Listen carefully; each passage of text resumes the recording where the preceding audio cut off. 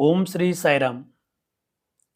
భగవాన్ శ్రీ సత్యసాయి బాబా వారు ప్రపంచవ్యాప్తముగా కోట్లాది మంది భక్తులకి అనేక విధములైనటువంటి దివ్య లీల వైభవాలని చూపించి వారందరినీ తరింపజేశారు.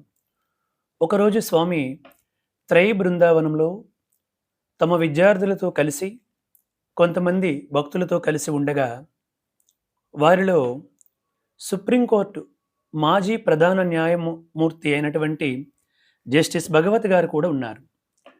జస్టిస్ భగవత్ గారిని స్వామి కొద్దిసేపు ప్రసంగించమన్నారు. జస్టిస్ భగవత్ గారు స్వామివారి దివ్య వైభవాన్ని చెబుతూ సర్వతః పానిపాదం తత్ సర్వతోక్షి శిరోముఖం అన్నట్లు మన స్వామి అంతటా వ్యాపించి ఉంటారు అన్నటువంటి సందేశాన్ని పిల్లలకి తెలియపరిచారు. కొద్దిసేపు అయిన తర్వాత సత్యసాయి పరమాత్ముడు భగవతి చాలా బాగా చెప్పావు అని ప్రశంసిస్తూ, భగవతి ఇంతకు పూర్వం నీకు నేను ఒక ఉంగరాన్ని ఇచ్చాను, ఆ ఉంగరం ఏది నీ వేలికి కనిపించడం లేదు అన్నారు సత్యసాయి పరమాత్ముడు. అప్పుడు భగవతి గారు ఎంతో బాధపడుతూ, స్వామి దయతో క్షమించండి, ఆ ఉంగరాన్ని నేను అమెరికా పర్యటనకి వెళ్ళేటప్పుడు ఎలా పోయిందో తెలియదు స్వామి, ఆ ఉంగరాన్ని పోగొట్టుకున్నాను స్వామి, దయతో క్షమించండి స్వామి అని స్వామిని ప్రార్థించారు. అప్పుడు సత్యసాయి పరమాత్ముడు హస్తచాలనం చేసి ఒక ఉంగరాన్ని సృష్టించి జస్టిస్ భగవత్ గారి వ్రేలికి చాలా ప్రేమతో తొడిగారు. తొడుగుతూ స్వామి, భగవతి చక్కగా ఒకసారి పరిశీలించి చూసుకో, అదే ఉంగరమే ఈ ఉంగరం అని అన్నారు.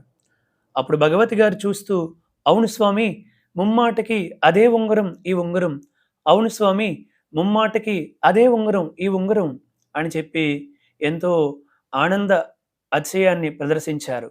సత్యసాయి పరమాత్ముడు చూస్తూ, ఇప్పుడే చెప్పావు కదా భగవతి, స్వామి సర్వతః పానిపాదం తత్ సర్వతోక్ష శిరోముఖం అన్నట్లు అంతటా వ్యాపించి ఉన్నారని చెప్పావు కదా, అందుకోసమని నీ యొక్క నమ్మకాన్ని ఒమ్ము చేయనిస్తాడా ఈ సాయిబాబా, ఆ ఉంగరాన్నే మరలా తీసుకుని వచ్చి నీకు ఇచ్చాను అన్నారు స్వామి.